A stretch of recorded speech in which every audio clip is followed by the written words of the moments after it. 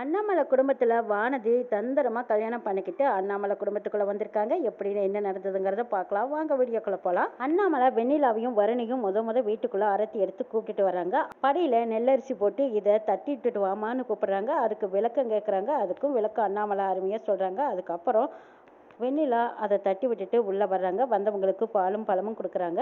குடும்பத்தில் சந்தோஷமாக அவங்களுக்குன்னு தனியாக இடத்த ஒதுக்கி விடுறாங்க. அதுக்கப்புறம் இந்த பக்கம் பார்த்தா கௌதம் காணாமங்கிறாங்க. இப்போ வந்துடுவான் அப்படின்னு சொல்லிட்டு இருக்காங்க. கௌதமுக்கு பெரிய ஆபத்தை ஏற்படுத்தியிருக்காங்க. தண்டபாணியோட மக கௌதமை இன்னைக்கு நான் கதையை முடிக்காமல் விடமாட்டேன்னு சொல்லிட்டு கத்தையை எடுத்துக்கிட்டு கௌதமை குத்த வராங்க. வான்மதி தடுத்து நிறுத்த ஓடி வராங்க. அவங்கள தள்ளி விட்டுட்டு இங்க பாரு, அவனை காப்பாத்துறதுக்கு நீ என்ன அவன் பொண்டாட்டியா, அவனுக்கு பதிலாக நீ குத்து வாங்கிக்கிறியா அப்படின்னு சொல்லி வானதி குத்த வரும்போது அப்போ வானதி குத்திட்டாங்கன்னே நினைச்சு சத்தம் போடுறாங்க. மங்கா இதை பார்த்து அலறி துடிக்கிறாங்க. வானதி அப்படின்னு சத்தம் போடுறாங்க. ஆனா கத்தியால குத்தாத தண்டபாணி மகன் என்னது குத்திட்டேன்னு நினைச்சியா, அப்படி செய்ய மாட்டேன்.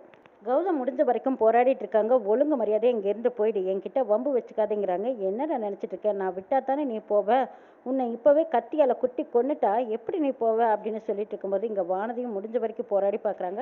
லீலாவதி ஓடி வந்து இங்கே பாரு, அந்த விஷயம் அண்ணாமலைக்கு மட்டும் தெரிஞ்சா உன்னை உயிரோடவே விட்டு வைக்க மாட்டா தெரியுமா, கௌதமுக்கு ஏதாவது ஒரு ஆபத்து வந்துச்சு அப்புறம் உன்னை நாங்கள் சும்மா விட மாட்டோன்னு லீலாவதி மிரட்டவும், ஓ அந்தளவுக்கு ஆயிட்டிங்களா, உன் பையனை உயிரோட விட்டு வச்சா தானே அண்ணாமலை என்ன ஏதாவது பண்ணுவா, அவனை குத்தி கொன்னுட்டா அதுக்கப்புறம் அவனால என்ன பண்ண முடியும்னு நானும் பார்க்குறேன் அப்படின்னு சொல்லிட்டு மறுபடியும் போராடிட்டு இருக்காங்க. இந்த பக்கம் லீலாவதி ஒரு பக்கம் வானதி ஒரு பக்கம் அவங்கள தடுத்து நிறுத்துறாங்க.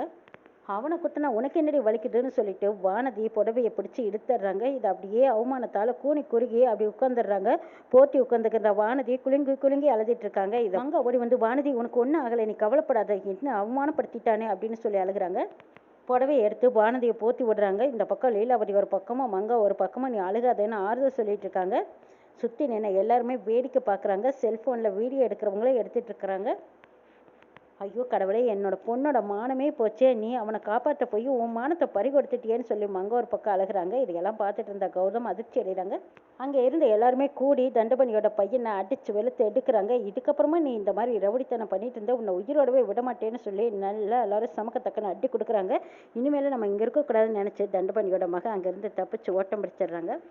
அடியே கௌதமை காப்பாத்துறதுக்காக உன்னோட மானத்தை பறிகொடுத்துட்டியே, இதுக்கப்புறமா நம்ம உயிரோடு இருக்க முடியாது. இங்கேருந்து எத்தனை பேருமே செல்ஃபோனில் வீடியோ எடுத்துகிட்டு இருக்காங்க. நாளைக்கே இதெல்லாம் அப்படியே விளம்பரப்படுத்திடுவாங்களே, இப்போ உன் மான மரியாதையை நான் எப்படி காப்பாற்ற போகிறேன், எனக்கு ஒன்றும் தெரியலையேன்னு சொல்லிட்டு அப்போ மங்கா லீலாவதிக்கு முன்னாடி நடிச்சிட்டு இருக்காங்க. அப்போ ஓடி போனதும் இருடி நான் இதுக்கு ஒரு முடிவு கட்டுறேன் அப்படின்னு சொல்லி போய் அங்கே சீமண்ணை எடுத்துகிட்டு வந்ததும் 2 பேர்த்து மேலேயும் ஊற்றிக்கிறாங்க. இதுக்கப்புறமா நாங்கள் உயிரோடு இருந்து என்ன பிரயோஜனம், என் பொண்ணோட மானம் மரியாதை எல்லாம் போச்சு. இதுக்கப்புறம் அவள் உயிரோடு இருந்தான்னா 4 பேர் 4 விதமாக பேசுவாங்க. கேவலப்பட்டதுக்கப்புறம் நாங்கள் வாழ்ந்து என்ன பிரயோஜனம் அப்படின்னு நடிக்கிறாங்க.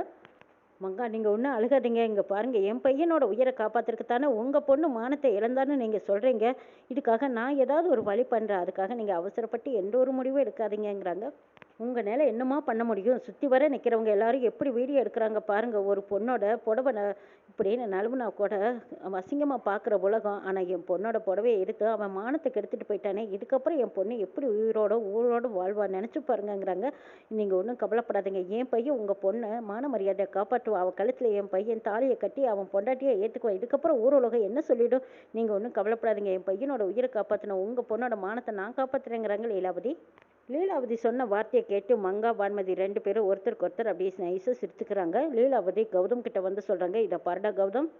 கௌதம் கிட்ட அதை இதையும் சொல்லி லீலாவதி ஒரு வழியாக கௌதம் கிட்ட சம்மதம் வாங்கிடுறாங்க. கௌதமும் தன்னால தானே இவன் மானத்தை இழந்தா, இவளோட மானத்தை காப்பாற்றியே ஆகணுங்கன்னு கௌதம் வானதியை கல்யாணம் பண்ணிக்கிறதுக்கு சம்மதிக்கிறாங்க. நாளும் கிழமை எதுவும் பார்க்க வேண்டாம், என் பொண்ணு கழுத்தில் இப்போவே உங்கள் பையனை தாலி கட்ட சொல்லுன்னு மங்கா தந்திரமாக கேட்கவும் லீலாவதிக்கும் வேறு வழியே இல்லாமல் அதோ பக்கத்தில் கோயில் இருக்குது, அங்கே வச்சு என் பையன் உங்கள் பொண்ணு கழுத்தில் தாலி கட்டுவான், நீங்கள் கவலைப்படாதீங்கிறாங்க. வீட்டில் வெண்ணிலா வருண்கிட்ட நம்ம 2 பேரும் சந்திச்சு எவ்வளவு நாள் ஆச்சு, இந்த நாட்களுக்காக நான் எவ்வளவு நாள் காத்திருந்தேங்கிறாங்க. அடே அப்பா, நம்ம சந்திச்சது என்னோட நினைவுகளாக நீ எடுத்து வச்சிருக்கிற பொருளையெல்லாம் பார்க்கும்போது எவ்வளவு ஆச்சரியமா அதிசயமாக இருக்குது தெரியுமாங்கிறாங்க. இப்படி ஒருத்தருக்கு ஒருத்தர் அவங்க ஞாபகார்த்தமாக எடுத்து வச்ச பொருள்கள் எல்லாம் பார்த்து ரசித்து சந்தோஷமாக அவங்க வாழ்க்கையை தொடர போகிறோன்னு நினச்சிட்டு ஆசையாக இருக்காங்க.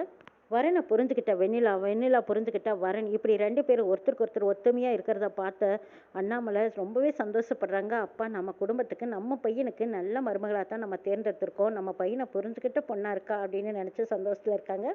அடுத்தது இங்கே லீலாவதி மகனையும் மருமகளையும் கூட்டிகிட்டு வர்றாங்க. அவங்கள பார்த்ததும் அண்ணாமலை அதிர்ச்சி அடைகிறாங்க. என்னது வான்மதி கௌதம் 2 பேரும் மாலையும் கழுத்துமா வந்து நிற்கிறாங்க. லீலாவதி என்ன நடந்ததுங்கிறாங்க அண்ணாமலை. லீலாவதி அழுதுகிட்டே கண்ணீரோட நடந்த கதையை சொல்கிறாங்க. யார் இந்த வீட்டுக்கு நம்மளுக்கு மருமகளாக வரக்கூடாதுன்னு நான் நினச்சேனோ அவளே இந்த வீட்டுக்கு மருமகளாக வந்துட்டாளே. இந்த இடத்துல நம்ம வெண்ணிலா இந்த வீட்டுக்கு மருமகளாக வரணும்னு சந்தோஷப்பட்டோம். அதே இடத்துல இப்போ வான்மதியும் வந்து நிற்கிறாளேன்னு அண்ணாமலை அப்படியே வேண்டா வெறுப்பாத்தான் பார்க்குறாங்க. இருந்தாலும் இது சரியாக இருக்காது. ஆனால் இப்படி ஒரு கதையை சொல்கிறாங்களேன்னு யோசிக்கிறாங்க. லீலாவதி வான்மதியும் கௌதமியும் ஆராட்டி எடுத்து வீட்டுக்குள்ளே கூப்பிட்டு சாமிக்கு முன்னாடி தீபம் ஏற்ற சொல்கிறாங்க. எதிர்பாராத நடந்த இந்த கல்யாணத்தில் யாருக்குமே விருப்பம் இல்லை. எல்லாரும் பார்த்துட்டு சரி நடந்தது நடந்து போச்சு, வேற என்ன செய்ய முடியும்ன்ட்டு அவங்கவுங்க வேலையை பார்க்க போயிட்டாங்க. அப்போ வான்மதி அண்ணாமலை பக்கத்தில் வந்து என்ன நான் இந்த வீட்டுக்கு மருமகளாக வரக்கூடாதுன்னு என்னை ஓரங்கட்டி ஒதுக்கி வச்சிங்கல்ல, எப்படி உள்ளே வந்திருக்கேன் பார்த்தியா என்னோட திறமைங்கிறாங்க. என்னை தகுதி இல்லாதவனை சொல்லித்தானே என்னை ஓரங்கட்டி வச்ச. இந்த குடும்பத்துக்குள்ளேயே நான் மருமகளாக வந்து நிற்கிற உன்னால் என்ன பண்ண முடியும்? இனிமேல் யாராலும் எதுவும் செய்ய முடியாது. நான் இந்த வீட்டோட மருமகள். இந்த வீட்டுக்கு மருமகளாக வந்த என்னோட அடுத்த வேலை என்ன தெரியுமா? உன்னை இந்த வீட்டை விட்டு வெளியே ஓடோட விரட்டுறதா என்னோட வேலைங்கிறாங்க வான்மதி. அப்போ அண்ணாமலை சொல்கிறாங்க, இதை பார் வான்மதி, நீ இந்த மாதிரி கற்பனை கனவுகள் எல்லாம் கண்டு பேசிகிட்டு இருக்காத, இதெல்லாம் நடக்காத விஷயம் அப்படிங்கிறாங்க.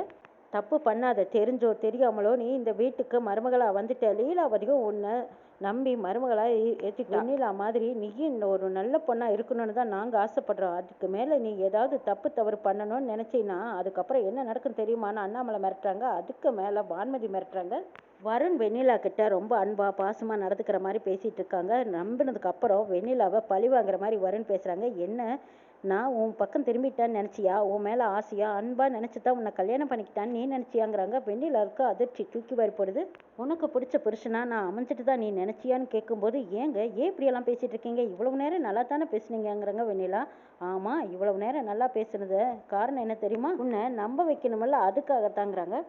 உன்னை விருப்பப்பட்டு கல்யாணம் பண்ணிக்கிட்டான்னு நினச்சியா? உன் மேலே எனக்கு எந்த பாசம் பண்பு பற்று எதுவுமே கிடையாது. என் அம்மாவுக்காகத்தான் நான் உன்னை கல்யாணம் பண்ணிக்கிட்டேன். ஆனால் நான் விரும்பினது முழுக்க முழுக்க நான் வாழணும்னு ஆசைப்பட்டதெல்லாம் சாரா மேலே.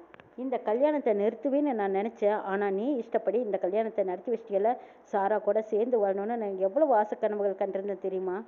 என் கூட சேர்ந்து வாழலான்னு தான் நீ நினச்சேன். நான் உன் கூட சேர்ந்து வாழ விருப்பம் இல்லாமல் உன்கிட்ட எவ்வளவோ எடுத்து சொன்னேன். எப்படியாவது இந்த கல்யாணத்தை தடுத்து நிறுத்திடுவேன்னு நான் நினச்சேன். ஆனால் நான் நினச்ச மாதிரி இல்லாமல் நீ நினச்ச மாதிரி நடத்திட்டியல்ல. ஆனாலும் என் மனசளவுலேயும் சரி, என்னோட மனசார நான் சாரா கூட தான் வாழ்ந்துட்டுருக்கேன். உன்னை தூக்கி போட்டுட்டு திரும்பவும் நான் சாரா கூட சேர்ந்து வாழணும்னு தான் ஆசைப்பட்றேன். கூடிய சீக்கிரம் என் அம்மாவாலேயே இன்னும் வெயிட்டை விட்டு வெளியே விரட்ட போகிறேன் பாருன்னு சவால் விடுறாங்க. என்னங்க சொல்கிறீங்க? இவ்வளோ நேரமாக நல்லா தானே இருந்தீங்க, இப்போயே இப்படியெல்லாம் பேசுகிறீங்கிறாங்க. இல்லை நான் பேச வேண்டியதெல்லாம் பேசியாச்சு. திரும்பவும் உங்ககிட்ட புரியும்னு தான் நினச்சிட்டு இருந்தேன். ஆனால் புரிகிற மாதிரி தெரியல. ஆனால் நான் சாரா கொடுத்தா சேர்ந்து வாழணுங்கிறது என்னோட நட்பு, என்னோட வாச கனவு. இங்கே பார்த்தா அண்ணாமலை நிம்மதி இல்லாமல் இருக்காங்க. இந்த வான்மதியை வேண்டவே வேண்டான்னு வெறுத்து ஒதுக்கணும். ஆனால் எப்படியோ தந்திரமாக திட்டம் போட்டு லீலாவதியை கௌதமை ஏமாற்றி இந்த வீட்டுக்குள்ளே மருமகளாக நுழைஞ்சிட்டாலே. அவள் பேசுகிற பேச்சு ஒவ்வொன்றும் சரியில்லையே, இதனால நம்ம பாதிக்கப்பட்டுருமே, நம்ம குடும்ப கௌரவம் என்ன ஆகுறதுன்னு யோசிக்கிறாங்க.